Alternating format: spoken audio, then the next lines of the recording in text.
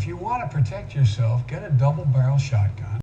Fired 2 blasts outside the house. Hey everybody, thanks for tuning into the video. As always, thank you so very much for supporting the Mr. Troy Hunter channel. This is Troy here. Sometime in late February, early March, during the whole assault weapon ban proposals and gun control acts and all that stuff that the government was trying to do, Joe Biden, the vice president, did an interview, and he said this in his interview. If you want to protect yourself, get a double-barrel shotgun. Fired 2 blasts outside the house. Okay, so Joe Biden, the vice president of the United States, a couple of months ago said, if you want to protect yourself, fire 2 blasts from a double-barrel shotgun outside the house. And he was ridiculed, made fun of, and he very well should have been, because it's the most ridiculous freaking thing I've ever heard in my life. I even made a video, I believe it was somewhere called Joe Biden looks as dumb as he is, or something very similar to that. And the reason I bring it up, some of you might have heard about this story. There was a war veteran. He was a veteran from Iraq and Afghanistan. And let me play this this little news clip that's less than 2 minutes long. That tells you what happened. This was in Oregon. Sunday night, Medford police responded to these apartment complexes for a disturbance call. When they arrived on scene, they heard a gunshot and saw a man running out toward the parking lot. That man was 40-year-old Jonathan Kinsella, a wanted felon. 36-year-old Corey Thompson says he shot at Kinsella because he was trying to break in through his back door. This is the end result. You know, you break into someone's house, there's consequences. Thompson says he grabbed his AR-15 assault rifle and told Kinsella to stop. When I'm dealt with a stressful situation, being a veteran from the Iraq and Afghanistan war, it's just natural. I jump into combat mode. I told him specifically, I'm going to give you a warning shot. But police say that was not the right move. There was nothing that the suspect was doing that was aggressive enough to justify the shooting. In fact, the suspect was walking away. Thompson was charged with unlawful use of a weapon, menacing, and reckless endangering. I can see where they're coming from with those kinds of ordinance and stuff. And I understand, yes, I discharged my weapon, but I was careful not to fire it at anybody's residence. You know, it was at the ground specifically. But police say bullets from assault rifles can skip. They don't just hit something and absorb, especially something that high velocity. It'll skip off objects and could wind up hitting, going into a house, going through a wall, through a window. Police took Thompson's assault rifle because they say it was used in the commission of a crime. They say if a judge finds Thompson not guilty, he will get his assault rifle back. In Medford, Sharon Coe, Newswatch 12. Medford police responded. Okay, so first thing I did videos way back when the whole assault weapon ban thing was going about.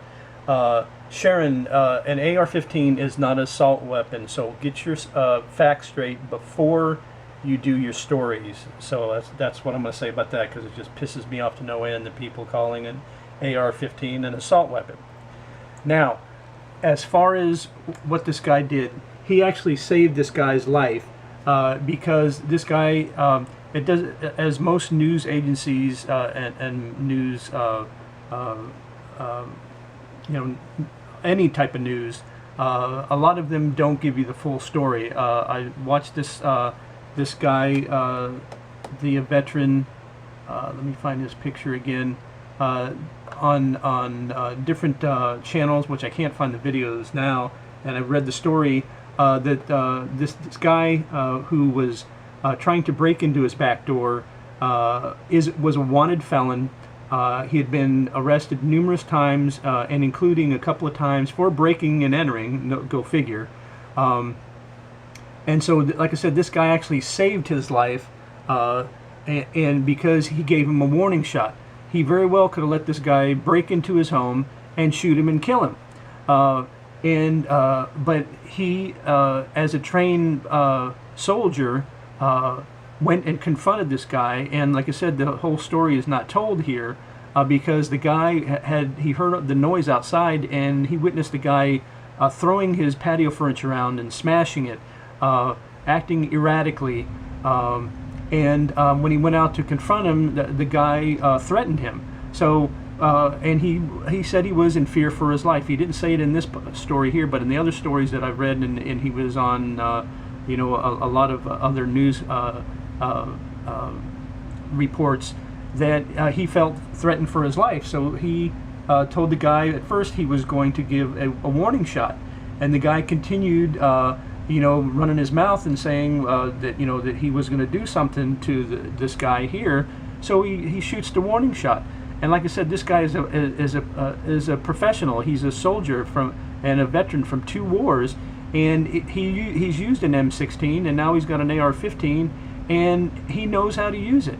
And like I said, he saved this guy's life because he very easily could have killed him when he was trying to break into his home.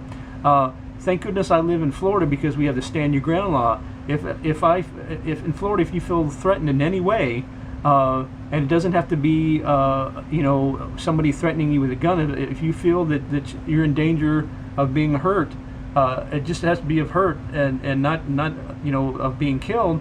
You can protect yourself, and I would have shot this guy right through the door.